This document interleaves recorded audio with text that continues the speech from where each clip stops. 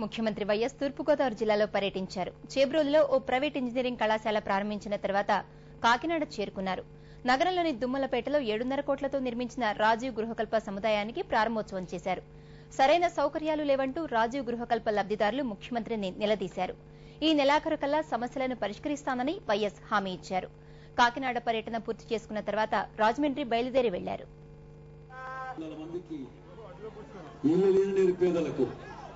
గుడిసెల్లో ఉన్న నిరుపేదలకు శాశ్వతంగా ఇల్లు నిర్మించే శుభ సందర్భంలో అందులో పట్టణ నడిబొడ్డున మీ ఎమ్మెల్యే గారు చెప్తున్నారు, మా రెల్లూరులో అయితే ఇక్కడ నుంచి పోరు, ఎంతసేపు ఉన్నా ఇక్కడే ఉంటాం, మాకు ఇక్కడే ఇల్లు కట్టించాలా అని చెప్పారు.